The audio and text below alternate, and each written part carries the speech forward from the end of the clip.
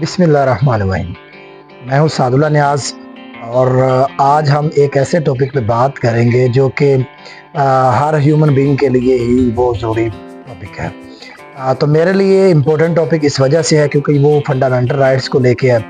तो जहाँ पे भी फंडामेंटल राइट्स की वायलेशन होगी या जहाँ पे भी फंडामेंटल राइट्स को इन्फ्रिंज किया जाएगा, तो as a activist, as a human rights activist, मैं इस चीज़ को बड़ा इम्पोर्टेंट समझूंगा।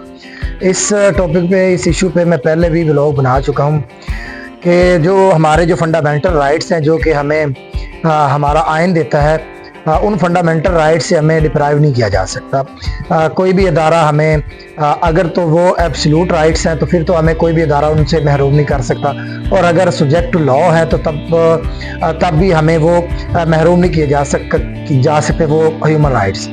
तो आज मैं जिस फंडामेंटल राइट को लेकर या जिस वायलेशन, जिस फंडामेंटल राइट की वायलेशन बड़े वसी पैमाने पे की जा रही है, मैं उस टॉपिक पे बात करूँगा। मैं बात करूंगा राइट टू लाइफ की और राइट टू लिबर्टी की। Right to life absolute right है जो कि हमारा आइन देता है, जो हमारा यूएन है वो भी उसकी वो कन्फर्मेशन करता है, वो भी एब्सोल्यूट राइट उसे डिक्लेयर करता है। उसके बाद जो हमारे आइन में जो बताया गया है, जो हमें दिए गए राइट्स, जो एब्सोल्यूट राइट्स हैं, उनसे हमें डिप्राइव नहीं किया जा सकता, उनसे हमें महरूम नहीं किया जा सकता।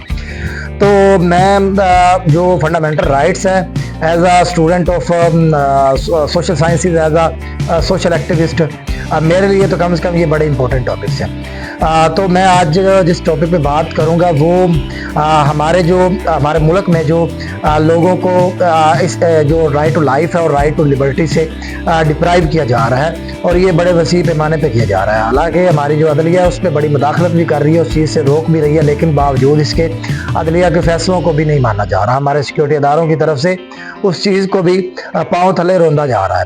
तो मैं बात करूँगा ये सिलसिला शुरू कहाँ से हुआ। ये सिलसिला इससे पहले भी मैं इस पर व्लॉग बना चुका हूँ, तो मैं इस पर दोबारा रोशनी डालने का मकसद मेरा ये है कि क्योंकि ये सिलसिला बंद नहीं हो रहा, ये सिलसिला दिन ब दिन बढ़ता जा रहा है। इस चीज़ पे बात करने से पहले मैं ज़रा बताता चलूँ नाजरीन को कि कुछ दिन पहले बलूचिस्तान में बलोच लोगों की तरफ से एक रैली निकाली गई। वो रैली गवादर की तरफ से निकाली गई कि गवादर की तरफ जाके वहाँ पे धरना दिया जाए। जो इन्फोर्स्ड डिसअपीयरेंस है, जो कि सिक्योरिटी इदारों की तरफ से इन्फोर्स्ड डिसअपीयरेंस की जा रही है, उसके खिलाफ गवादर की तरफ रैली निकाली गई। लेकिन वहाँ पे रास्ते में ही सिक्योरिटी इदारों की तरफ से उस रैली को रोक दिया गया, और उस पर कहा जा रहा है कि सोशल मीडिया पे न्यूज़ वायरल की जा रही हैं जिसमें कहा जा रहा है कि सिक्योरिटी इदारों की तरफ से वहाँ पे फायरिंग की गई, वहाँ पे शेलिंग की गई, जिसके नतीजे में तकरीबन 5 लोग हलाक हो गए। तो ये बड़ी तशवीशनाक बात है। सबसे पहले तो वो उस धरने की मैं बात करता चलूँ, वो इससे पहले भी कुछ माह पहले इस्लामाबाद में भी उन्होंने मार्च किया, इस्लामाबाद की तरफ से भी उन्होंने मार्च किया था, जिसमें उन्होंने इन्फोर्स डिसअपीयरेंस, जो जबरी गुमशुदगियाँ हैं, उसके अगेंस्ट उन्होंने वो प्रोटेस्ट वहाँ पे की थी। वहाँ पे उन्होंने कुछ दिन धरना भी दिए रखा, लेकिन धरना देने के बावजूद भी उस पर कोई सिक्योरिटी इदारों की तरफ से कोई उस पर सलूशन नहीं निकाला गया। तो सिक्योरिटी इदारों की तरफ से इस वजह से वहाँ उन लोगों को डिसअपीयर किया जाता है कि वो टेररिज्म में इन्वॉल्व हैं या इलीगल एक्टिविटीज़ में वो इन्वॉल्व पाए जाते हैं।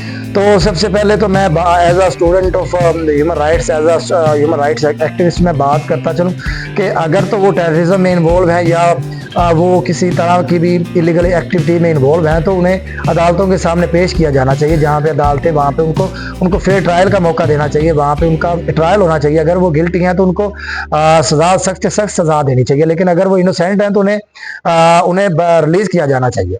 तो इससे पहले इस इशू को लेकर पहले भी बलोच रहनुमाओं की तरफ से, बलोच जो लोग हैं उनकी तरफ से धरना दिया जाता रहा है, और इस पे ये बड़े अरसे से ही तकरीबन कुछ लोगों को 15-20 साल भी हो गए जिनको डिसअपीयर किया गया है सिक्योरिटी इदारों की तरफ से, और कुछ लोगों को हलाक भी किया गया है कि वो इलीगल एक्टिविटीज में इन्वॉल्व है।